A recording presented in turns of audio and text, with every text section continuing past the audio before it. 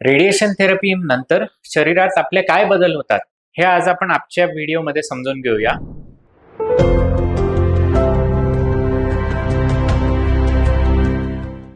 नमस्कार, मी डॉक्टर चिराग भिरुड. मी एक cancer surgeon आहे आणि मी पुण्यामध्ये ज्युपिटर हॉस्पिटलमध्ये प्रॅक्टिस करत आहे. तर रेडिएशन थेरपी म्हणजे काय? तर रेडिएशन थेरपीमध्ये आपण जे हाय एनर्जी बीम्स आहेत हे आपल्याला जिथे कॅन्सर झालेला आहे त्या भागात आपण टार्गेट करतो, जेणेकरून आपले जे कॅन्सर सेल्स आहेत ते आपले नष्ट होतात. तर ही रेडिएशन थेरपी जी आहे ही एक लोकलाइज फॉर्म ऑफ थेरपी आहे, म्हणजेच जिथे आपल्याला कॅन्सर झालाय त्याच जागेवर ही ऍक्ट करते. ही एक सिस्टेमिक थेरपी नाही आहे जशी काही किमोथेरपी. सो रेडिएशन थेरपी एक काइंड ऑफ लोकलाइज थेरपी आहे आणि हे आपण कॅन्सरमध्ये रुटीनली वापरली जाते. तर रेडिएशन थेरपीचे कॉमन साईड इफेक्ट्स जर आपण म्हटले तर सगळ्यात पहिलं जे आहे ते आहे फटीग, म्हणजे थकवा वाटणे. तर रेडिएशन थेरपीच्या ट्रीटमेंटच्या वेळेस किंवा ट्रीटमेंटच्या थोडे दिवस पर्यंत आपल्याला थोडा थकवा वाटणं शक्य आहे. दुसरं जे साईड इफेक्ट आहे ते केस गळणे. तर रेडिएशन आपण ज्या भागात देतो आहे त्या सगळ्या एरियाजचे केस हे गळणे शक्य आहे. विशेषतः जर आपण ब्रेन इरेडिएशन देत असलो तर आपले डोक्याचे केस गळणे शक्य आहे, पण हे टेम्पररी असतात. युजली थेरपी थांबली की विथ अ गॅप हे केस परत रिग्रो होतात. काही काही केसेसमध्ये हे केस जे असतात ते थोडे पातळ राहतात. तिसरं जे आहे ते आहे स्किन चेंजेस. रेडिएशन थेरपी आपली ज्या एरियात देतो ती जी आपली तिथली स्किन आहे ती थोडी लालसर होणे किंवा तिथला रंग चेंज होऊन काळा होणे, हे म्हणजेच पिगमेंटेशन होणे आणि ती कडक होणे, हे एक कॉमन साईड इफेक्ट्स आहेत. जर आपण साईट स्पेसिफिक बोललो तर सगळ्यात पहिलं, जर हेड अँड नेक कॅन्सर्समध्ये जर आपण रेडिएशन थेरपी देतोय, तोंडाचं जे ओपनिंग आहे म्हणजे माउथ ओपनिंग त्याला रेस्ट्रिक्शन होण्याचे चान्सेस असतात, ज्याला आपण म्हणतो ओरल रेस्ट्रिक्शन्स. दुसरं जे आहे ते आहे तोंड कोरडं पडणे, म्हणजेच आपल्या तोंडातला जो सलायवा आहे त्याचं जे प्रोडक्शन आहे ते कमी होतं. तिसरं जे आहे ते आहे जेवणाची टेस्ट लागत नाही.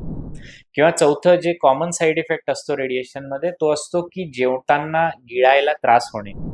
हे युजली शॉर्ट लिव्ह सिम्पटम्स असतात. याच ड्युरिंग द रेडिएशन जर हे तुम्हाला सिम्पटम्स येत असतील तर तुम्ही कोमट पाण्याचे गार्गल्स जर केले आणि याच्यासोबत आपण सॉफ्ट डाएट घेतलं तर विथ टाइम हे युजली हे जे लक्षणे आहेत हे हळूहळू कमी होऊन जातात. दुसरं, जर आपण रेडिएशन थेरपी आपल्या स्तनासाठी म्हणजे ब्रेस्ट कॅन्सरसाठी देत असलो तर त्याच्यामध्येही आपल्याला स्किन चेंजेस, म्हणजेच जिथे रेडिएशन दिलेलं आहे त्या भागाचा कडकपणा होणे, हे एक कॉमन साईड इफेक्ट असतं, किंवा स्किन लालसर वाटणे किंवा स्किन काळी पडणे. तिसरं, जर आपण रेडिएशन पोटाला देतोय म्हणजेच आपल्या आतड्यांना किंवा पोटाच्या भागात देत असलो तर त्याच्यामध्ये आपल्याला उलटी होणे किंवा पोटात दुखणे किंवा आपल्या शौचच्या सवयींमध्ये चेंज होणे म्हणजे लूज मोशन, डायरिया आणि कॉन्स्टिपेशन असे सिम्पटम्स होणे शक्य आहे.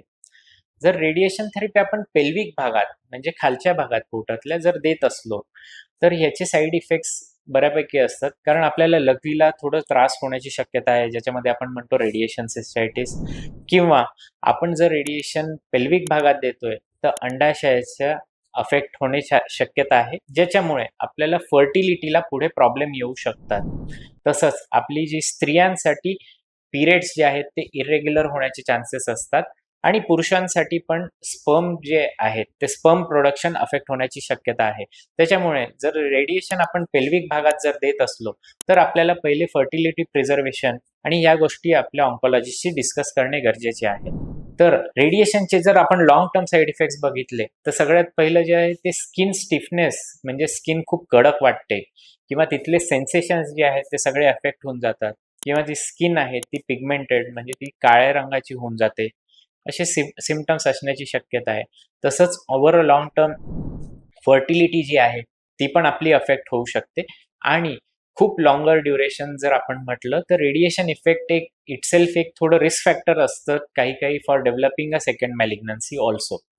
तर हे सगळे साईड इफेक्ट्स होते रेडिएशन थेरपीबद्दल.